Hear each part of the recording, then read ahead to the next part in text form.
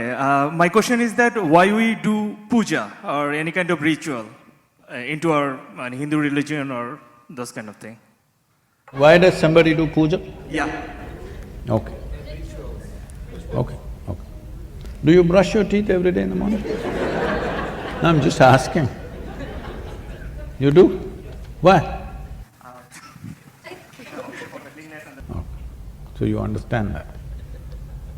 There are many people, for a long time in the history of humanity, they never brushed their teeth. Yes or no? In previous generations of people, by the time you're 40, 45, most people lost their teeth. And it was perfectly normal. You're 50 and you still have all your teeth was a big surprise. Yes, it was 2 generations ago. So today everybody has their teeth intact because everybody's taking care of those things. We are glad, because it's not only for their well-being, for our well-being also.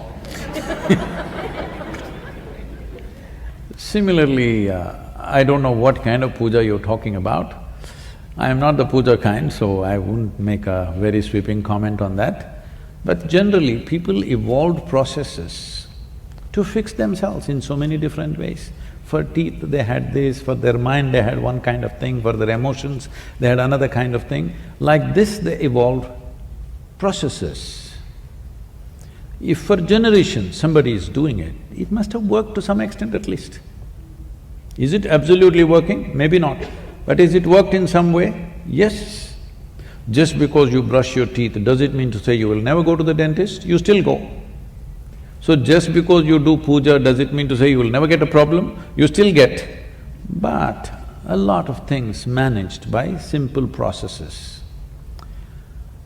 Questioning it from outside, thinking this is ignorance, this is this, this is that, is not right, because like this, I'm not the puja kind, I can't defend that because I don't do it myself.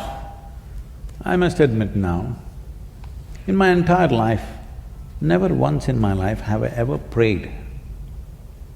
Never prayed.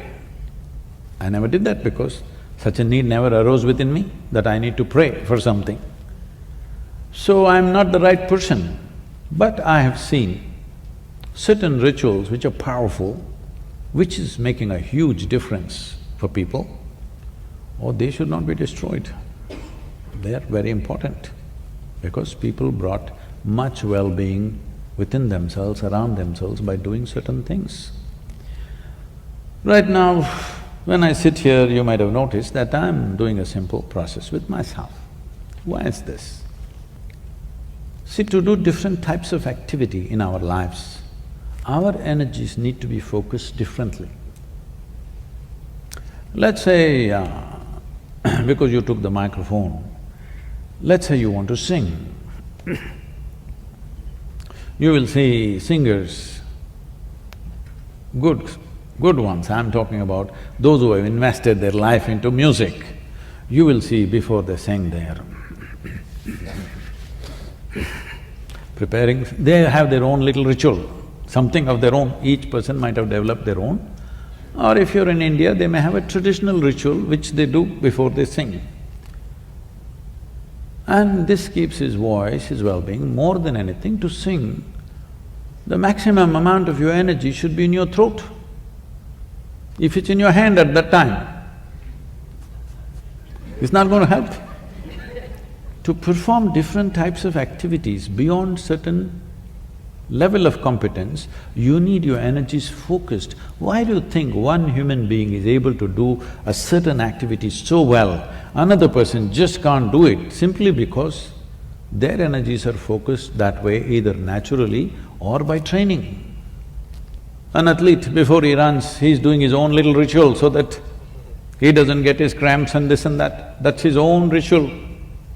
If he doesn't do that ritual, can he not run? Maybe he will run.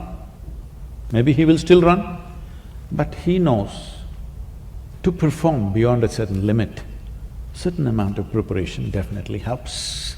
So like this, people evolve different kinds of rituals. There are very powerful ritualistic processes. The problem with the ritual is just this. The problem with the ritual is not the ritual itself. The problem with the ritual is the integrity of the people who conduct these rituals, which is a serious issue. Because integrity is at a certain low in the world generally, rituals can become very problematic because they have a certain power about them. There are two ways to bring well-being. See, we are on the yogic path. For us, well-being is all internally organized. We don't depend on any ritual, whatever. But is everybody capable of doing this, investing their life for their internal growth, managing it well from within themselves? No. People need a ritual. 100 people are sitting here, they're not able to do things by themselves, so you do some common process for all of them. Something that they cannot do by themselves, you try to impact them in a certain way so that they benefit.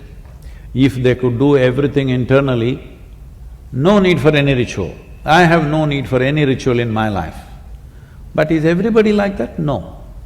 Initially when I was young, I refused to make any kind of even smallest ritual available to anybody because I was young and a little cruel. I said, you better work for your well-being. Why should I do anything for you? But slowly I see there are many people who will never take that level of commitment to work for their own well-being. You have to do something to them. So now we do certain things, minimizing it, keeping it at the minimum, but if people need something, we do something. But the basic focus is, the best thing is your well-being comes from within you, because that way you're free.